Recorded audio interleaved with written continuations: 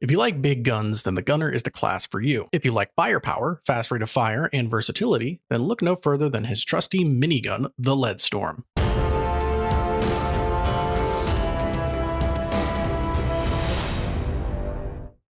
We all know the Gunner loves to shoot things a lot, like almost too much, and in order to do this he needs big guns, and he certainly has that department covered. Now, we have already covered his autocannon in a previous video, and while that weapon is certainly effective, the Leadstorm minigun has that certain elegance and je ne sais quoi about it that, at least in my opinion, is more enjoyable and an entertaining weapon to use. But then again, that may just be because I watched too much Terminator when I was young.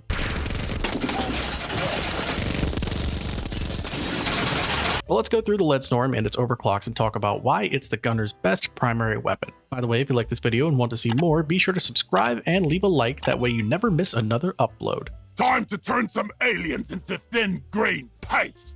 So the Leadstorm is not nearly as complicated as other weapons we have covered in this series. However, that doesn't mean that there are not little nuanced things to mention regarding this weapon's functions and mechanics. The good thing is the Leadstorm is the Gunner's default starting weapon, so you have access to it right away. The Leadstorm powered minigun is a huge triple-barreled Gatling gun, which is incredibly intimidating and has a very satisfying shooting sound.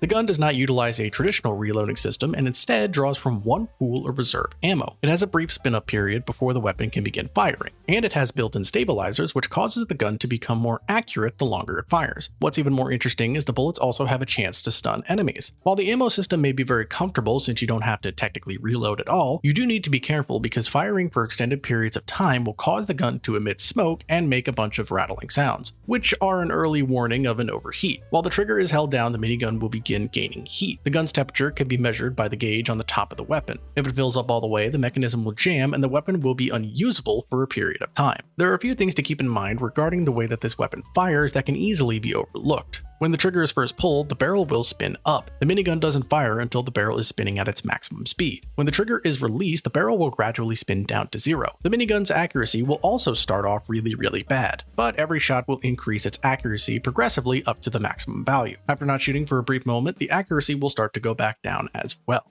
I'll kill anything with more legs than two! Now we are moving over to the overclocks themselves. Currently, as of Season 4, the Leadstorm has 7 overclocks at its disposal, with 2 clean, 3 balanced, and 2 unstable. Next, as usual, we will go over each overclock and talk about how they can be used effectively. So with that, let's start with the clean overclocks, and we're going to begin with a little more oomph. Description for this one reads, get the most out of each shot without compromising any of the gun's systems. This is a very straightforward overclock as it simply gives you a little bit more damage and a slightly faster spin-up time. To be specific, it gives you +1 to your damage and reduces your spin-up time by 0.2 seconds. As clean overclocks go, this one is pretty standard and safe as you would expect. The damage increase is nice but not crazy, and the help to spin-up time is great if you are just getting used to the way this weapon fires. It's not going to hurt you, and it's a solid choice to make if you're just starting off. The other option you have for clean overclocks is thin drummed walls. This one reads, stuff more bullets into the ammo drum by thinning the materials in non-critical areas. So to be a broken record for the umpteenth time during this series, this overclock is the obligatory better ammo clean overclock. I don't say that to make it seem bad, it's just very similar to other things that we have seen on every other weapon we've gone through so far. Going through it, it gives +300 to your maximum ammo reserves and an increase to your cooling rate by 33%. And as I have said many times before as well, you can never go wrong with just giving yourself more bullets to throw at the enemies. And that is what this overclock essentially does. If you find yourself running out of ammo and want to use all of your modifications for damage or effectiveness increasing choices, then this overclock will do you just fine.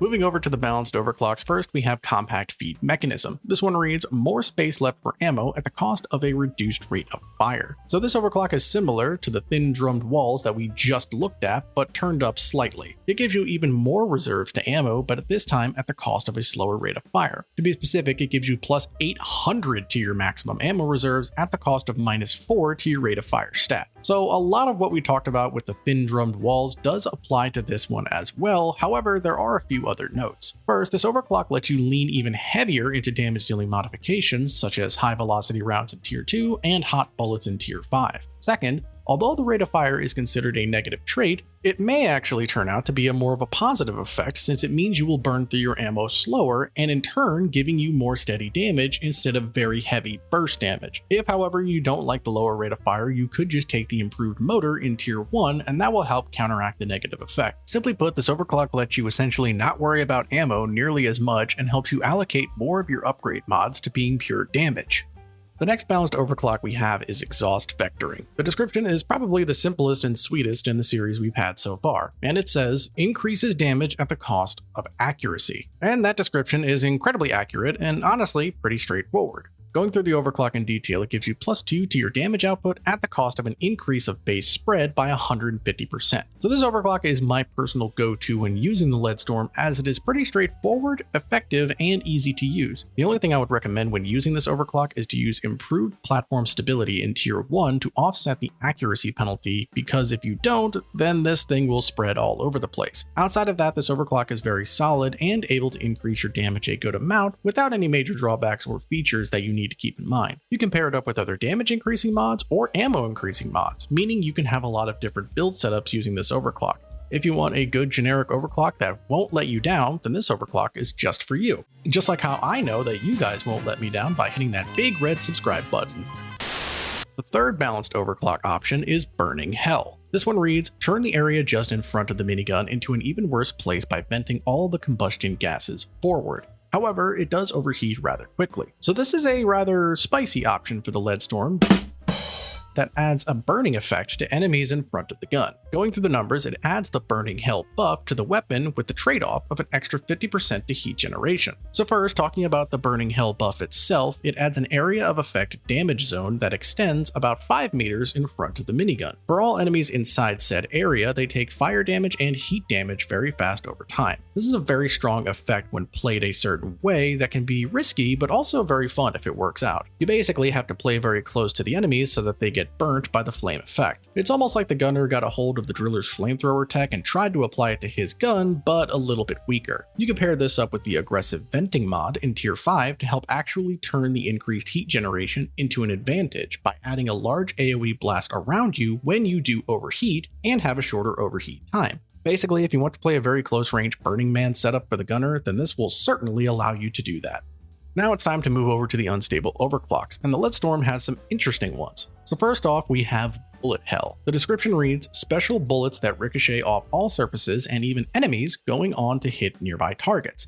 However, they deal less damage and are less accurate overall. So this overclock will let you fulfill your fantasies of being in the movie Wanted, being able to bend bullets at weird angles.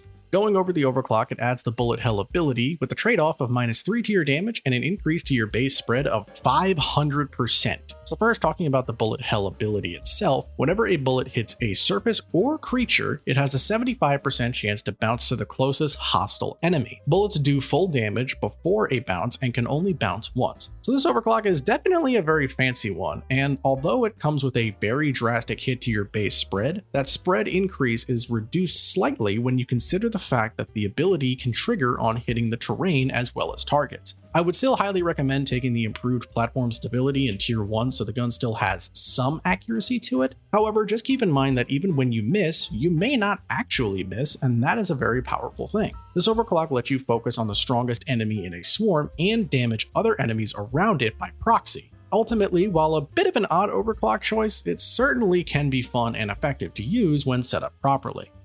The last overclock option is Leadstorm. This one reads, pushing things to the limit, this overclock greatly increases damage output at the cost of consistently stunning targets, and the kickback makes it almost impossible to move. In essence, this overclock turns you into a living turret with way more damage and way less mobility. Going through the numbers, it gives you +4 to your damage, compensated by several drawbacks, including -15% to your stun chance, -0.5 seconds to your stun duration, and reduces your movement speed while firing the minigun to 0. So personally, I'm not too fond of this overclock unless it's on a specific mission type or in specific circumstances. Being unable to move while shooting can sometimes put you in a bad situation if you don't have a good position or teammates to back you up. If you are on a mission type like point extraction or on-site refining where you can comfortably stay in a central location, then it's a little less intrusive. And if you use the strategy of using your zipline to make you into a mobile turret, that can help because the overclock does not stop you while you are on a zipline. In essence, while not my personal choice on the Leadstorm, you can still use it very well if you prepare it properly.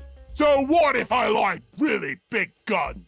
The Leadstorm is in a very interesting position because using its overclocks, you can actually set it up for many different specialties. As a default primary weapon, the minigun has many different and powerful ways that you can make it work. Whether you want to play it safe with a little more oomph, or become a pyromaniac driller copycat with Burning Hell, or just become an immovable wall with Leadstorm, there are plenty of ways to prove that the Leadstorm is the gunner's strongest primary weapon.